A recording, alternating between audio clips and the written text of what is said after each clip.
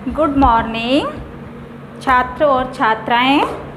आज हम आपकी संस्कृत व्याकरण पढ़ेंगे।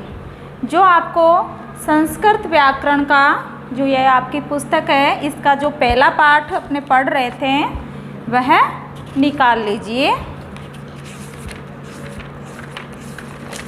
व्याकरण खंड जो आपका दे रखा है, इसमें व्याकरण खंड, इसका पहला पाठ है आपका, क्या नाम है? संस्कृत वर्ण, संस्कृत वर्णमाला। ये आपके पाठ का नाम है, संस्कृत वर्णमाला। तो आपने पहले थोड़ा पढ़ा इसको, तो आज हम इसको पुनः से पढ़ेंगे। तो अपने को यहाँ से शुरू से ही पढ़ना है, दोबारा से। तो इस शुरू से ध्यान दीजिए। निकालिए सब। तो ये संस्कृत वर्णमाला है।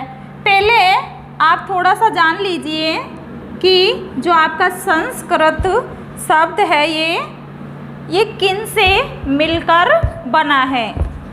संस्कृत शब्द किन से मिलकर बना है? आपका सम उपसर्ग है। इसमें क्या है? सम उपसर्ग है। इसमें सम उपसर्ग है। क्रय इसमें धातु है। जो आपका संस्कृत शब्द है, क्रय इसमें क्या है? धातु है। क्रय इसमें धातु हो गई। सम क्या है? इसमें उपसर्ग है। और घे ये आपका प्रत्यय है। इसको पूरा बताएंगे, फिर ऐसे करके आपका इसमें तय आ जाता है। तो ये इसका क्या है? प्रत्यय है। घे क्या है? इसका प्रत्यय है। तो आपने संस्कृत शब्द की किन किन शब्दों से मिलकर उत्पत्ति हुई ये आपने जाना। तो इसमें संस्कृत शब्द में सम प्रत्यय है, क्रय धातु है और घे प्रत्यय। इन तीनों से मिलकर हमारा क्या बना है? संस्कृत शब्द बना है। अब हम आगे पढ़ते हैं वर्णमाला। अब वर्ण आप जानते हो, छोटी क्लासों से ही पढ़ते आ रहे हैं अपने। वर्ण क्या है?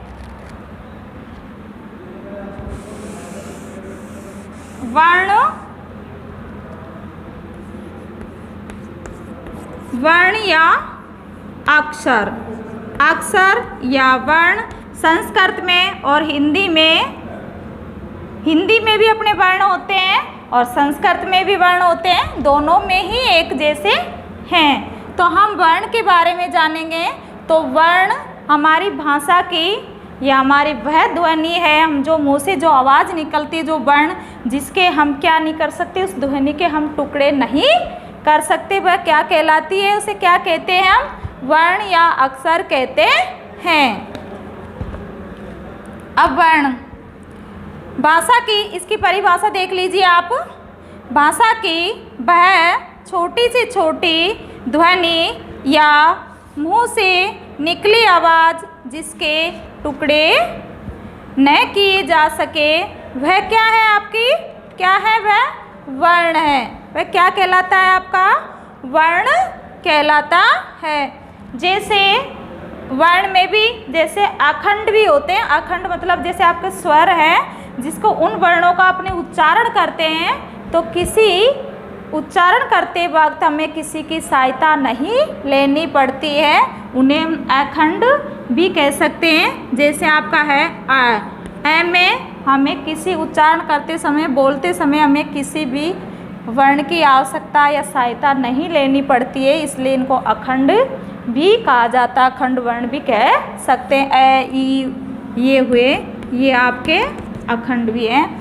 जस्ट इसके आपके व्यंजन होते हैं का, क्योंकि इनमें हलंत होता है। हलंत होते, अगर हलंत हटाएंगे तो इसमें स्वर मिले होते हैं, इसमें दूसरे वर्णों की सहायता लेनी पड़ती है। इनको हम ऐसे नहीं बोल सकते हैं। ये हलंत लगे हुए होते हैं, हलंत हटा दिया तो इसमें स्वर मिल जाता है, इसलिए अब ये पूर्ण हो जाता है, अगर हलंत लगा है तो ये अधूरा है। तो इसको हम क ख बोलते हैं। तो इनका उच्चारण करते समय हमें स्वर की सहायता लेनी पड़ती है। ये स्वतः ही स्वतंत्र होते हैं, इसमें किसी भी वर्ण की सहायता लेने की आवश्यकता नहीं है, स्वतंत्र होते हैं और व्यंजनों में हमें स्वर की सहायता से ही बोलना पड़ता है। अब आगे देखिए, वर्ण आप पहचान गए, ए आ ई क ख ग ग, ठीक है, ये आपके वर्ण हैं, इनके हम टुकड़े नहीं कर सकते हैं। फिर है आपका वर्णमाला। अब वर्णमाला क्या है कि वर्ण तो आपका एक वर्ण है जिसके हम इस ध्वनि के हम टुकड़े नहीं कर सकते, वह हमारा वर्ण कहलाता है। अब वर्णमाला किसे कहेंगे कि इन वर्णों का जो समूह होगा उसको हम क्या कहते हैं, वर्णमाला। यानी बहुत सारे वर्ण मिलके हमारे क्या हो जाती है, वर्णमाला कहलाती है। तो वर्णों के समूह को ही वर्णमाला कहते हैं। फिर आपका स्वर, आपको बता देते हैं अपने संस्कृत में कुल वर्ण कितने हैं, 46। कितने हैं, 46 वर्ण हैं। इसमें आपके 13 स्वर हैं और 33 क्या है आपके, व्यंजन है। कुल मिलाकर कितने हो गए हैं आपके, 46 हो गए हैं। तो कुल वर्ण कितने हैं आपके, 46, उसमें से 13 स्वर हैं और 33 व्यंजन हैं। अब हम पढ़ते हैं स्वर। स्वर वे ध्वनियाँ हैं जिनका दूसरी ध्वनियों की सहायता के बिना स्वतः ही उच्चारण हो सके। आपको बताया ना, इनमें किसी के उच्चारण करते समय हमें किसी की सहायता नहीं लेनी पड़ती है। स्वर स्वतः ही या खुद स्वतंत्र होते हैं, इसमें हमें किसी की भी सहायता लेने की ज़रूरत नहीं है। तो वह हमारे स्वर कहलाते हैं। संस्कृत में आपके संस्कृत भाषा में स्वरों की संख्या 13 होती है, आपको बता दिए हैं, जो है आपके यहाँ लिख देते हैं।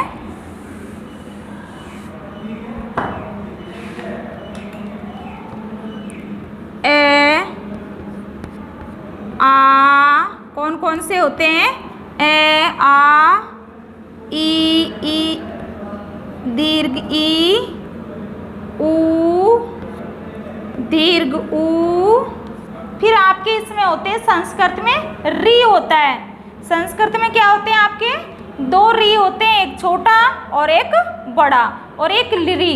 यानी संस्कृत में आपके 2 वर्ण जुड़ जाते हैं, हिंदी में आपके ये नहीं होते हैं, री। फिर एक होता है आपका बड़ा वाला री, एक होता है री। ये संस्कृत में होते हैं, हिंदी में ये नहीं होते हैं।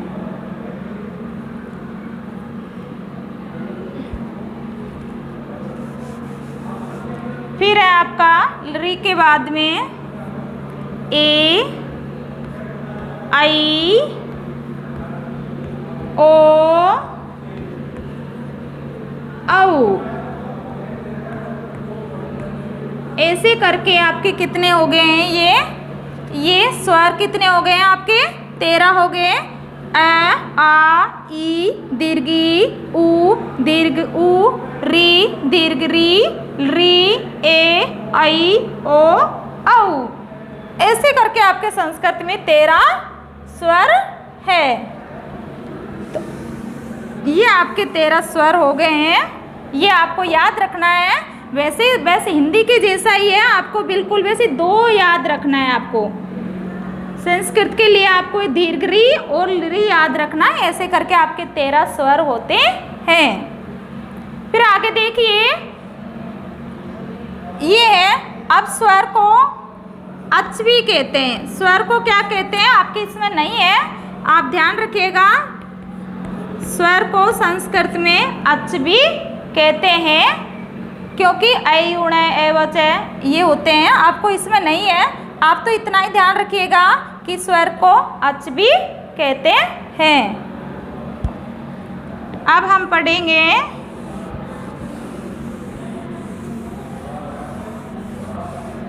अब देखिए आप स्वरों के भेद।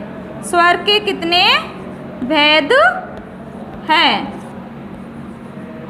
कितने स्वर के भेद? 2 हैं। कितने हैं? 2 हैं। स्वर के भेद आपके 2 होते हैं। पहला है आपका ह्रस्व स्वर, दूसरा है आपका दीर्घ स्वर, फिर आपका है प्लुत स्वर। हमारे स्वर को कितने भागों में बांटा गया है? 3 में। कौन कौन से? ह्रस्व स्वर, दीर्घ स्वर और प्लुत स्वर। तो ह्रस्व स्वर आपके संस्कृत में 5 होते हैं और दीर्घ स्वर 8 होते हैं आपके। अब इनके बारे में अब जानते हैं। ह्रस्व स्वर आपके जो आप बोलते हो, उच्चारण करते हैं, तो उसमें मतलब मात्राएं नहीं होती है। मात्राएं नहीं होती तो कम समय लगेगा, इसलिए आपको उच्चारण करते समय उन वर्णों का, उन स्वरों को जिसमें आपको कम समय लगे, वह क्या कहलाएंगे? आपके ह्रस्व स्वर कहलाएंगे। जैसे देखिए आपके कितने होते हैं? ये 5 होते हैं। ये कितने होते हैं? 8 होते हैं। अब 5 जान लीजिए आप। ए, ई, फिर ऊ, फिर आपका है री, फिर री। ये भी इसी में आता है क्योंकि री आपका ह्रस्व स्वर है। तो ये आपके 5 हैं। किस में आ गए? ह्रस्व स्वर में आ गए। फिर आप देख लीजिए दीर्घ स्वर। अब दीर्घ स्वर में मात्राएं होगी। मात्राएं होगी तो जो इससे दुगना समय लगेगा, किससे?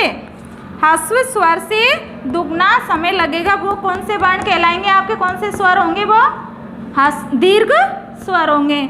जैसे इसमें ह्रस्व स्वर से दुगना समय लगता है। उदाहरण देख लीजिए आप। जैसे आपके स्वरों में आ, क्या है? आ।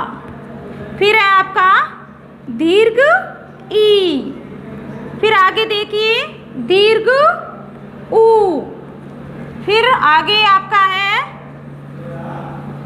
ऊ, दीर्घ री, फिर आपके ए, आई, ओ,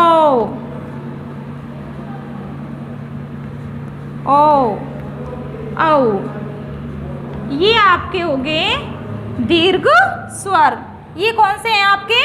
दीर्घ स्वर। दीर्घ स्वर में आ, दीर्घ ई, दीर्घ ऊ, दीर्घ री, दीर्घ ए, आई, ओ, औ। ये आपके इसमें आते हैं, दीर्घ स्वर में आते हैं। दीर्घ स्वर कितने होते हैं आपके? 8 होते हैं। और ह्रस्व स्वर आपके कितने होते हैं? 5 होते हैं। फिर आपका प्लुत स्वर। प्लुत स्वर वो होते हैं जो आप ध्वनि बोलते हो और इसमें ऐसा चिन्ह होता है। इसमें ये है, जैसे आप बोलते हो ना ओम, यानी ओ की ध्वनि निकलती है इसकी। इसमें इसको हम पढ़ेंगे तो ओ की ध्वनि निकलती है। ओम, राम, जैसे संस्कृत में ये बीच में आ जाता है राम में, तो ये ओनली संस्कृत में ही चलता है आपके। आप इसका प्रयोग कहाँ करेंगे? केवल आप संस्कृत में ही करेंगे। ये संस्कृत में ही चलता है ये वाला वर्ण, और ये ओ की ध्वनि का प्रयोग होता है। ओ की ध्वनि उत्पन्न होती है इससे। तो इनके बारे में हम जान लेते हैं। ह्रस्व स्वर के बारे में, जिन स्वरों के उच्चारण में कम से कम समय लगे, अर्थात एक मात्रा का समय लगे, उन्हें हम ह्रस्व स्वर कहते हैं। आपको बता ही दिया है, ए, ई, ऊ। फिर देख लीजिए दीर्घ स्वर। जिन स्वरों के उच्चारण में ह्रस्व स्वर के उच्चारण, यानी जिन स्वरों के उच्चारण में ह्रस्व स्वर के, इनके ह्रस्व स्वर के उच्चारण से दुगना समय लगे, समझ में आया ना? दुगना समय लगे, उन्हें हम क्या कहते हैं? दीर्घ स्वर कहते हैं। आगे देखिए, आपको बता दिया आ, ई होते हैं दीर्घ स्वर में। फिर आपका प्लुत स्वर। जिन स्वरों के उच्चारण में ह्रस्व स्वर का तिगना समय लगे उन्हें प्लुत स्वर कहते हैं। यानी इससे तिगना समय लगे, ह्रस्व स्वर से तिगना समय लगेगा, दीर्घ से दुगना लगेगा। चाहे आप इसे तिगना कह दो, चाहे इसे दुगना कह दो, बात एक ही है। आपको जैसा याद होए कि दुगना तिगना लगेगा तो ह्रस्व स्वर से लिख दीजिए, दुगना लगेगा तो दीर्घ से लिख दीजिएगा। तो उन्हें हम प्लुत स्वर कहते हैं। प्लुत स्वर को दिखाने के लिए प्राय स्वर के आगे ये है ना आपका ये चिन्ह मैंने बताया, ये ओ की ध्वनि देता है, इसका अंग प्रयोग में लाया जाता है। जैसे ओम, राम, तो दीर्घ री और दीर्घ री तथा री का प्रयोग अब प्राय बहुत ही कम हो रहा है। यानी दीर्घ री का और री का बहुत कम हो रहा है। हिंदी में तो होता ही नहीं है बिल्कुल भी, संस्कृत में भी बहुत कम होता है। तो आज हम यहीं विराम लेते हैं। आप आगे चिन्ह लगा लीजिए। हम आगे कहाँ से पढ़ेंगे? आप व्यंजन से पढ़ेंगे। कल कहाँ से पढ़ेंगे? हम व्यंजन से। आप अपनी डायरी निकालिए और डायरी में नोट कीजिए। आज का डायरी नोट है आपका संस्कृत। किस में कर रहे हो आप? कौन सी विषय है? संस्कृत। तो व्याकरण, संस्कृत व्याकरण, इसका है आपका पाठ 1। पढ़िए और जितना आपको पढ़ाया है इसको पढ़ना भी है और याद भी करना है कि आपके वर्ण, संस्कृत वर्ण की परिभाषा, वर्णमाला की स्वर के कितने भेद होते हैं, इनकी परिभाषा आपको याद करना है। ठीक है, कल मिलते हैं इसी वक्त। धन्यवाद।